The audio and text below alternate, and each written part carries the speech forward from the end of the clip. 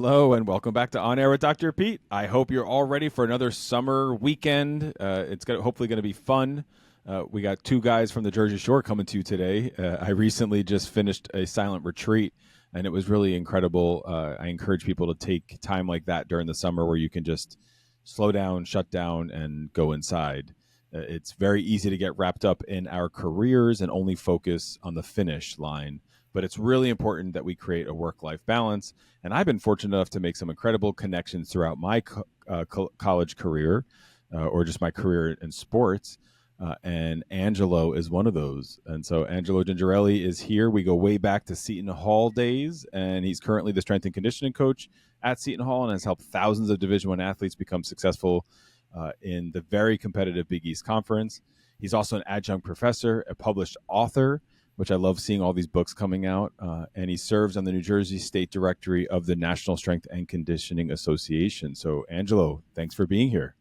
On Air with Dr. Pete, man. I couldn't be more excited because we talk fairly often, like you said. Yeah. This is the first time we've done something that's going to go out to the masses. So super excited for this day, man. Thank you very much. I'm so glad you're here. Yo, do you have, my memory's terrible. Do you have any memory when we first met? If I'm right about this, you had just finished up your swimming career at Seton Hall when I got there. Okay. And you were volunteer coaching, probably still in grad school at that point, maybe finishing up your PhD. So yeah. And I think I got there in 05. I was just going to say, when did you start? 05. But I think you were around a lot. I remember that. Yeah, no, so you're right. You are, as I said, my memory is terrible and yours is not. Yours is great because 2005, I was in grad school and I was a volunteer coach for the swim team. So, and that was your first year there? Yeah, I got there in 05. I've been there for 20. It's my 21st year coming up when the school year starts. How is that possible? Hey, dude, it's a long time in a regular job. It's an eternity in a college athletic position. As anybody listens knows. But what I always say to people is I think if you find a job you like in a part of the country you like, if you want to work in college athletics, you got to stay with it, right? You do. And one thing that I feel like I've gotten out of it that maybe if I was jumping job to job every couple of years is I've got my hands in a lot of other things, right? Yeah. Like I probably wouldn't be able to be an adjunct professor, an author, head of New Jersey National Strength and Conditioning Association if I was moving every couple of years. So I was looking at career-wise. I didn't necessarily grow up every year, but I definitely grew out every year and got involved in a lot of different things, which for me was the right decision career-wise, right? Not the other ways are a way to do it too. Yeah. I figured out something that worked for me pretty good. I mean, I love that, and I hope every listener can connect with that. It's not growing up, it's growing out. And by far, you illustrate that because you got, like you said, all these other roles that you have. I mean, how many other strength and conditioning coaches have all the things that you have going on? You know, not many. I don't think it's many. No, it's not many. I'll tell you it's not many. As you know, I work. I think from watching what you've done over the last, let's say, 10, 15 years that you've been out of school, it's kind of similar, right? Sure. You work with different populations, different schools, different athletic departments, which I think it makes you a better clinician, a better whatever you want to do. The more populations you do it with, the better you're going to be, right? Yeah. And I think economically in the world we live in now, if you put all your eggs in one basket might fall apart, right? So I think, to use a cliche, so I think you got to have a couple different baskets going at any one time. I think guys like me and you are great examples of people who did the academic stuff early in our life, got degrees and stuff, and then found ways to get 3 or 4 different things going at once. Yeah, 20 years in collegiate strength and conditioning is a huge victory. And like you said, you're able to grow out. You have all these things going on. And in today's world, I mean, do you think you've seen the most change in the last 24 months that you've seen in college athletics since you started? I would say, I always say it's the last 5 years, right? I think because COVID comes up on your show a lot for a lot of reasons and totally fair. Yeah. But I think like in February of 2020, college athletics was one thing. Yeah. Then it stopped. And then since we've come back, it never went back to what it was in early 2020, right? That's right. It just rapid succession, NIL deals, transfer portal, the massive TV deals, the consolidation of the Big Four conferences. Yeah. It hasn't, and I don't think the change is over. It's not done yet. I think what it looks like in a couple of years. No, as we're recording this settlement hasn't even been made yet, so we don't even know like roster limits and some of the actual findings from this NCAA, from this Judge Byrd. So I mean, this is all. We still have no idea how this is going to unfold. And when you mentioned February 2020, Seton Hall had their potential for one of the most recent successful men's basketball runs that was, and I remember being in that being like, there's no way they're canceling the NCAA tournament. Remember that? Yeah, oh yeah, yeah. I mean, I think if you go back to that like second week in March of 2020, the world changed every couple hours. It did. Like it was like every few hours something came out, and you're like, oh, we're not doing that. We're not doing that. And then it slowed down a little bit after that, but that era was so crazy. I think not crazy using ableist term at all. But one thing I think is so great about what you do with student athletes it was an already stressful time for everybody before COVID happened, right? And now in the last 5 years, you're taking a demographic of people who are, they're physically mature. We deal with physically men and women every day, but emotionally, psychologically, mentally, some of them are still boys and girls. Some of them are still figuring out. And then you throw in, these kids dealt with the pandemic. They dealt with the vaccine controversy. They dealt with, now we're in a world where back in the day, if you were on a college basketball team, everybody had the same scholarship, basically, right? Now you got a guy making $2 million next to a guy making a meal plan, running the same sprints. That's right. And that's a different thing than we've ever dealt with before. Ever. Kids this age. So I would say, if you look at the results of the NBA, the NHL, NFL players, if you give a 22-year-old man a lot of money at one time, a lot of times it doesn't work out well, right? Now we're going to give a similar amount of money to a 17 or 18-year-old man who's even less mature, less worldly, and probably less financially sound in how they deal with the world. And we're going to wonder how it's going to work out. And the reality is we haven't seen it yet. We just don't know the long-term effects of what this is going to look like for college athletics and the people that are getting the payments, right? We don't know what that looks like. We don't know, but thankfully they have people like you and me in their corners to help them think about it. And there's no more amateurism. I mean, this is now, to your point, you mentioned the NBA, NHL. This is what we've been dealing with in professional sports forever. So, and you've been in professional sports. So you were also at Virginia Tech, NC State, the Pittsburgh Pirates. So tell us about that early on in your career. Well, I think professional sports is a great environment that a lot of people aspire to work in, right? You talk to young sports psychologists, you talk to young strength and conditioning coaches, everybody wants to work for the Jets, the Giants, the Yankees, whatever it might be, right? And I think there's a lot of good to it. There's a lot of really cool aspects to it. But I think if you look at the stats, at least in strength and conditioning, nobody does that for a long period of time because the season is so long. It's so much travel. If you want to have any kind of life outside of your job, college or even high school is probably a much better thing, right? Just a much better lifestyle. And the thing that I figured out the last, my daughter's about to be 10 years old next month, right? I'm super involved in her Little League.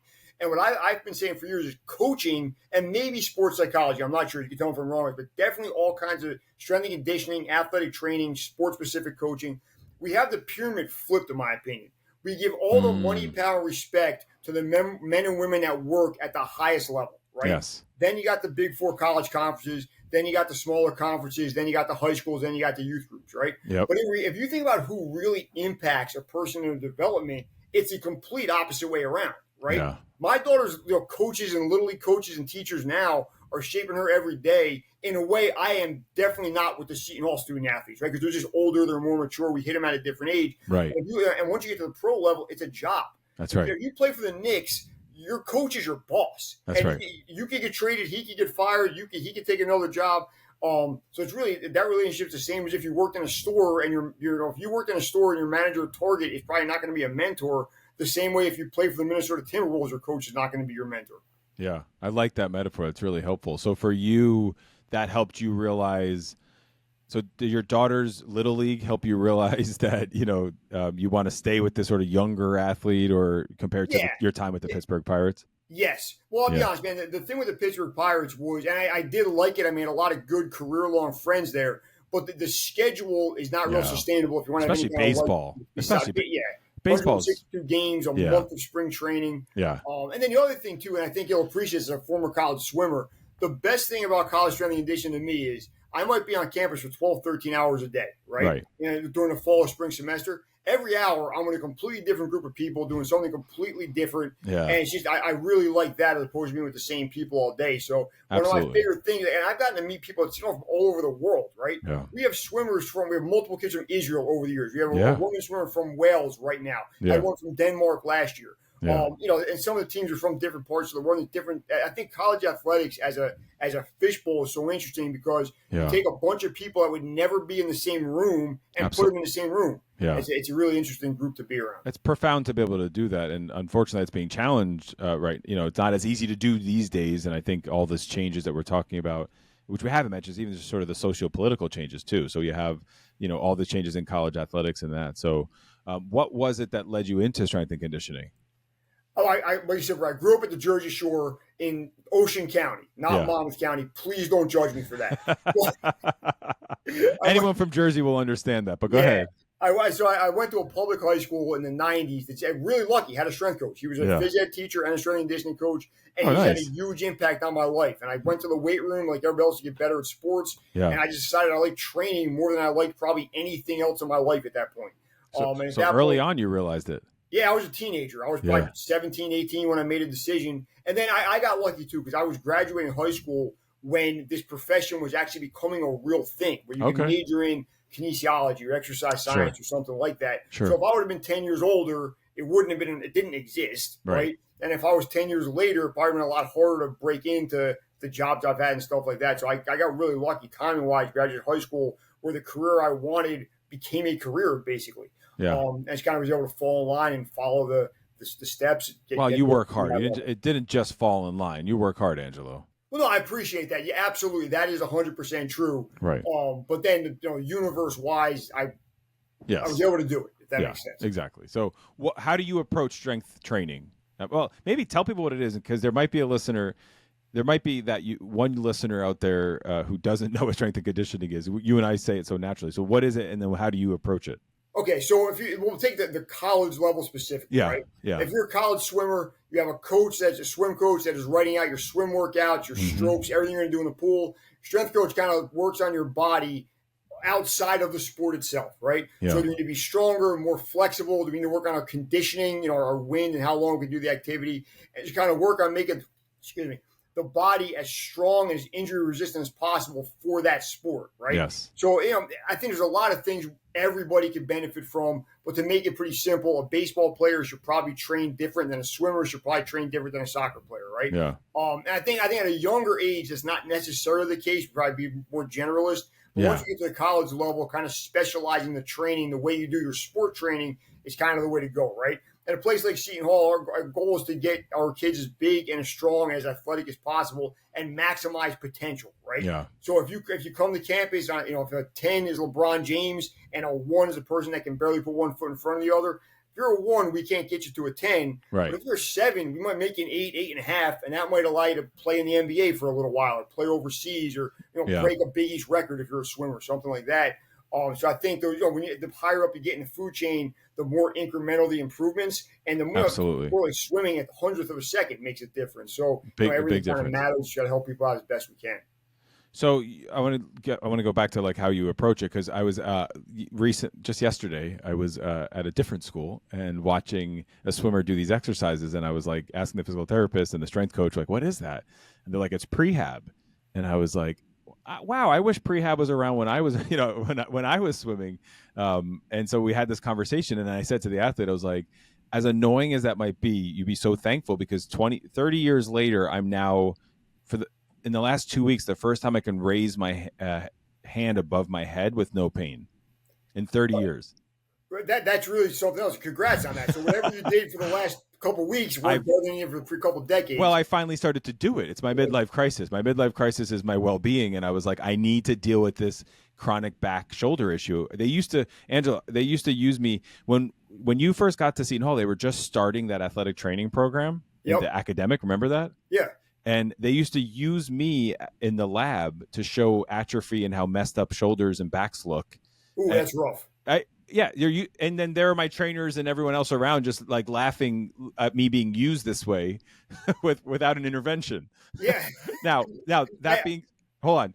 I would have probably pushed back on the intervention because I was lazy and I just wanted to like swim and just go fast, but I didn't want to do all the prehab. But for young athletes out there, prehab is critical. So what do you say about that? Yeah, 100%. I think the hardest thing with young athletes, and by young I mean college and younger, is trying to think long term, right? Absolutely. A lot of college athletes, even everybody thinks I just got to get to the end of this season or the end of my sophomore year, whatever it is, and things will get better. They might if you do the right things to make them better, right? That's right. So I think the one thing we've seen in the last 20 years are, if you look at like certain populations, take swimmers, see a ton of shoulder injuries, right? Just shoulder overuse stuff over and over again. Baseball, softball, same things. We're throwing so much, right? Yep. So there are things we could do ahead of time to make that joint as stable and as secure as possible to not break down, right? Yes. So I think it's a weird thing when I say for the 80s and 90s, we kind of realized that lifting weights was a good thing for sports. And then in the 2000s, we realized that, being big and strong and pushing some iron around is a good idea, but it's got to be done properly. And it's not always the big squat, bench press, deadlift stuff, which is important. It's got to be done, right? Yeah. But if you're maybe a swimmer or a baseball pitcher, your shoulder work should be a little different than if you're a soccer player or something like that. Yeah, and I wonder what you think. This just came to mind, so I wonder what you think about this. So my dad would not – I grew up with a family of baseball players. I was a swimmer, though. My two older brothers played professional baseball, and we were not allowed to lift weights until after high school. Like, he wouldn't let us lift weights because it's back then there was a thought that it stunted your growth.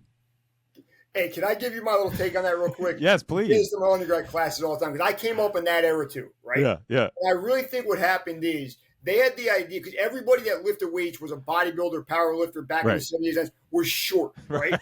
Right. They thought that lifting weights made you short. Right. My theory is being short makes you lift weights. I agree, I'm 5'5". Yeah. If I'm 6'5", I never go to the high school weight room. I never buy a gym membership because I'm good now. You know what I mean? But if you're 5'5" and you're at the Jersey Shore and everybody's a foot taller and jacked, you got to get in the gym. You got to get in the gym. So I think what happened was it's just an activity that kind of shorter guys and maybe women kind of gravitate towards, and that's why they thought that for so long. It's proven incorrect. But again, after high school, probably a little too late. I think we can probably wait to middle school maybe and do some stuff. And then dealing with the younger kids now, I think the problem we have with younger kids where I live is they're so sedentary. They're playing organized sports or they're literally sitting on an iPad. There's no in between anymore. Yeah. So if you can get young kids moving and moving well and squatting and hip hinging and being flexible, that's a great start. And then when they hit 13, 14, 15, we could put some weight on the bar and accomplish some things in the weight room. I'm going to pivot for a second because you brought up your 10-year-old daughter. And so now I'm curious what your 10-year-old daughter's like iPad or her squatting or her mobility routine like.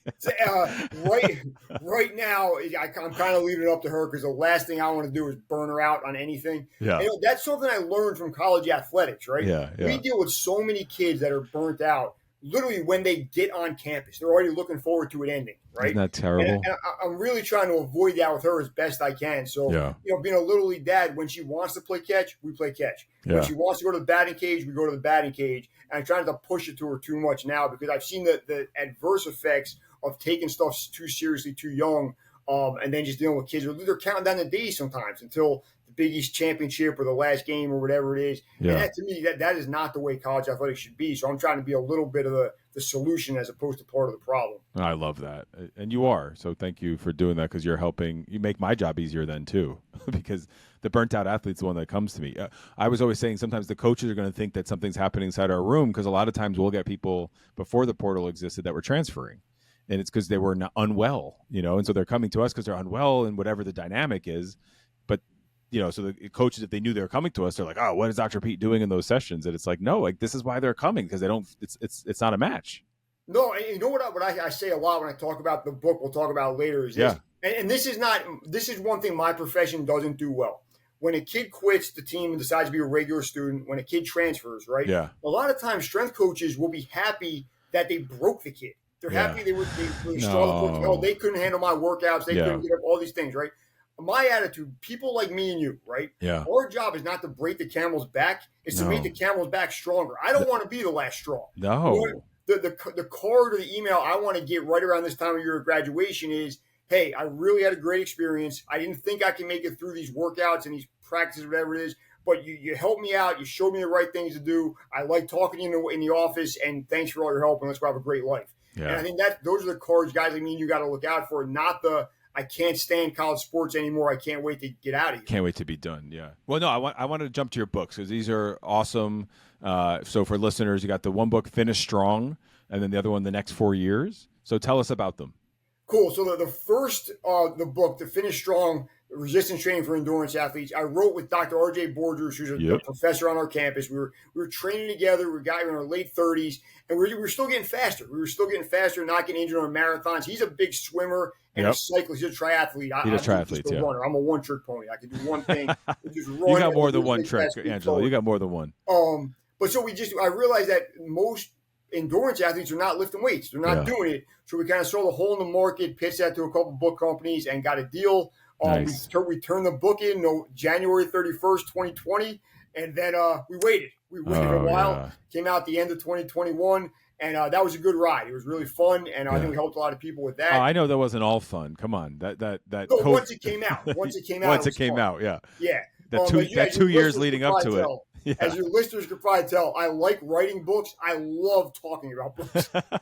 So then a couple years later, and the idea for the next 4 years came about because I worked with literally everything from McDonald's All-American basketball players to walk-on cross-country runners. And everybody comes to college athletics unprepared.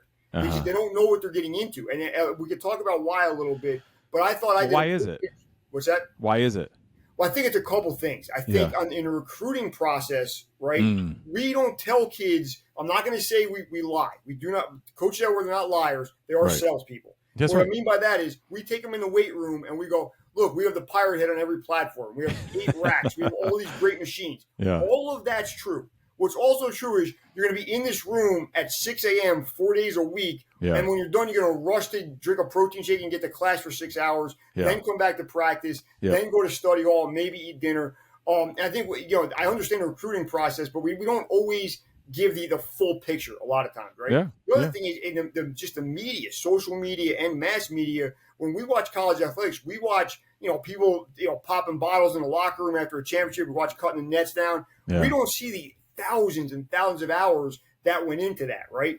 That's why I love that Netflix series Quarterback, because it showed how they had so much stuff going on in life, and like some of them, I forget which quarterback, but would take like Mondays to be family day and not look at any playbook or and how important that is. Yeah, I think I didn't see that, but that sounds like a great thing to show people the real behind the scenes, right? Yeah. And then the other thing that clouds people's judgment, and I'm not going to say it shouldn't, but college, secondary, or higher education becomes so expensive. Yeah. Forget NIL deals, right? If the school's $75,000 a year, how do you turn down a $300,000 scholarship when you're 17 or 18 years old, right? So once you get the dollar signs in your eyes, which they probably should, because that's a life-changing amount of money for just about anybody. Sure. You're like, yeah, sure, I'll do this, I'll do that, I'll do that. And then 6 weeks into it, you're like, I don't know if I signed the right deal. I don't know if this is the right thing. Sure. I think a lot of those things contribute to it. And I think so.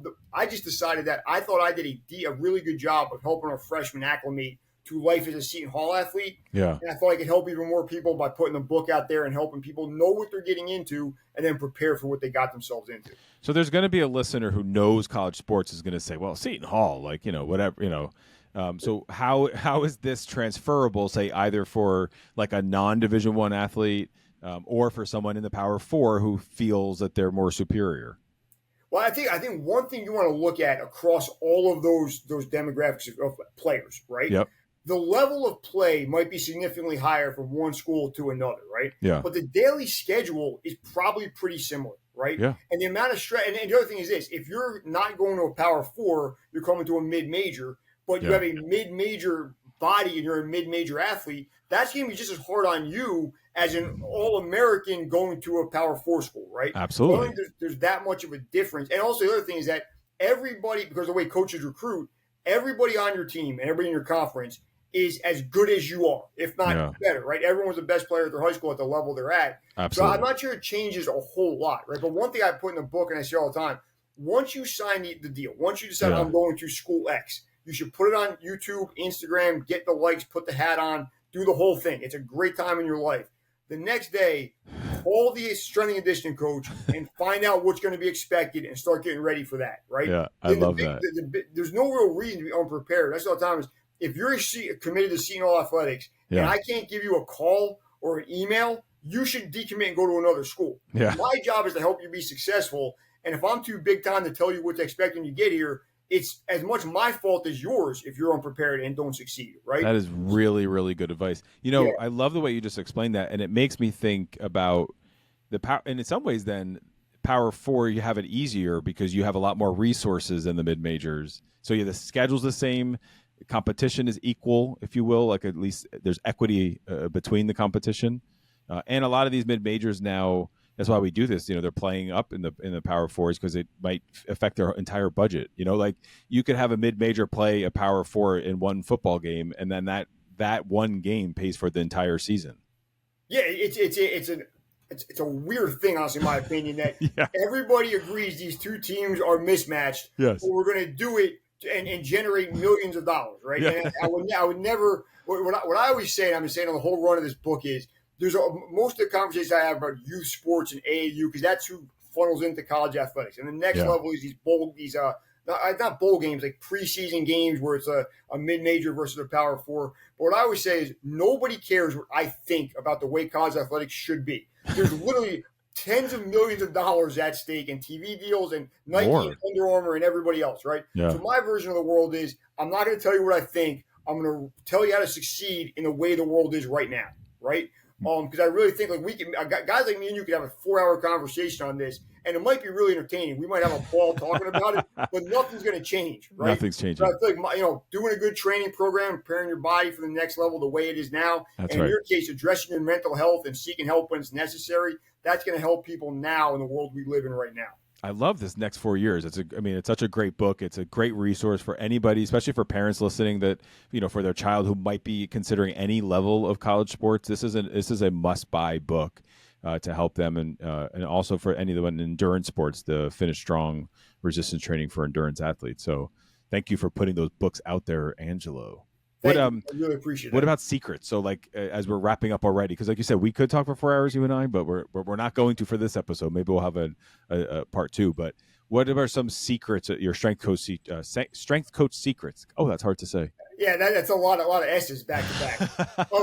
I would say this: the first thing you need to do if you want to play sports at a high level, from a physical perspective, is get really good at moving. Right? Yeah. Good running mechanics, good jumps, good landing.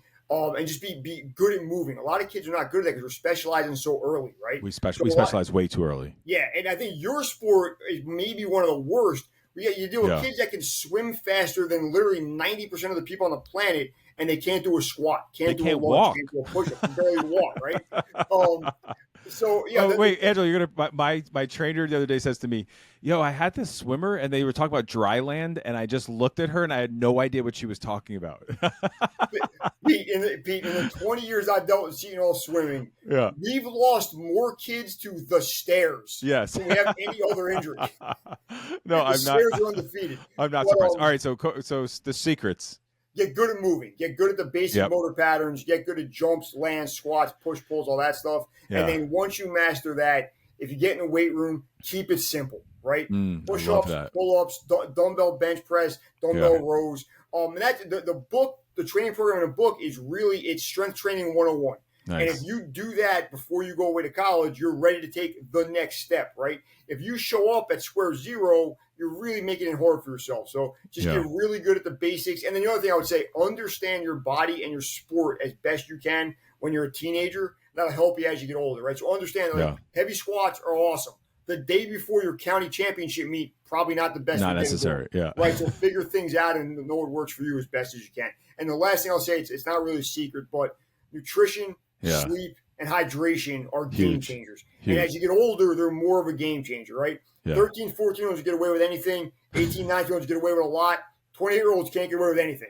So if you can master those three things, you really put yourself ahead of a lot of other people and on the road to a long, healthy life. Yeah. Well, Angelo, time flies when we're having fun. It's been great to catch up. Thanks so much for this is fast, man. This went by real fast. It flew for me too, man. That's a ball. Thank you. I appreciate you. So we're going to have all the links to your books and everything in the show description. So for listeners out there, head to the show description to find where you can pick up either of these books or both. So Angelo, thanks for sharing your story. And for all we will be sure to have everything there for our listeners. Thank you for listening at home. We're thankful for all your support, and we encourage you to like, follow, and share. Everything's at Official Dr. Pete. I'll see you back here next week. Until then, spread a little kindness and stay well.